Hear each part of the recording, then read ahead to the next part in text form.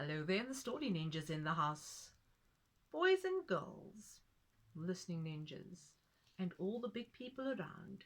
Well, Daydream Dan is our story today by Sarah Garson.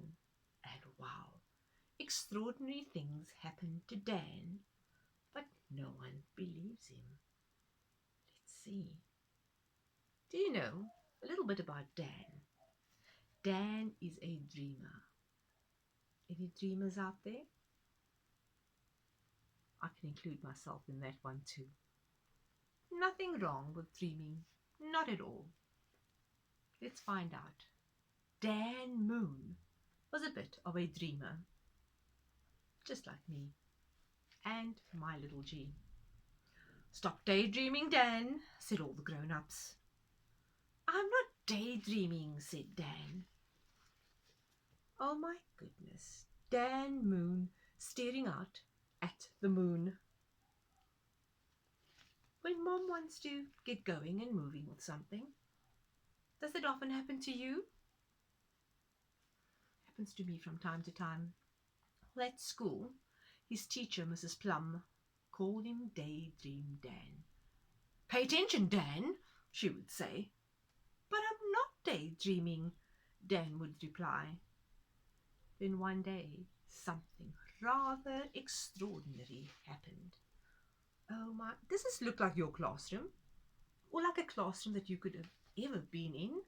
Maybe when you're a bit younger. Looks like an exciting place to be. Oh my goodness. While Dan was sitting in the classroom, this is where he landed up. Ever happened to you? The playground turned into the deepest jungle. I want you to just have a look again. What do we see in this jungle?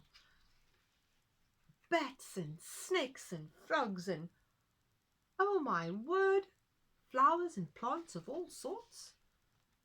In the school playground. Anyway, and the trees sprouted right into the classroom. Mrs. Plum, called Dan, but Mrs. Plum was too busy sorting out the crayons to notice, and Dan spied a ship hidden in the thick and thorny undergrowth. And now the trees have started growing right in the middle of the classroom. Aha! Let's find out about this ship. He clambered aboard and the ship sailed far, far away on the wild, open seas. Oh, Dan is going to many, many places, I see. Where next? Dan is off to fight swashbuckling pirates for their caskets of gold. But treacherous waves kept leaping at the boat, and Dan tumbled overboard to the bottom of the ocean. Mrs. Plum, he called out. What do you think? Teacher was so busy, she never heard. Ah, just a moment, Dan, said Mrs. Plum. Remember, Dan was heading down towards the bottom of the ocean now. Mysterious creatures lurked in the inky depths, and the sea frolicked in the warm waters. Do you see Dan? Where is he? I think I see him down here. What all does Dan get to see? Mermaids and octopus? Goodness gracious me. Sharks too? Well, splattering to the surface, Dan waved out his arms. Mrs. Plum! Mrs. Plum! Oh, my word. Hush now, Dan. We are having a story, said Mrs. Plum. Dan Moon soared with the birds over magical kingdoms. I think our Dan's imagination is probably one of the most awesomest things ever.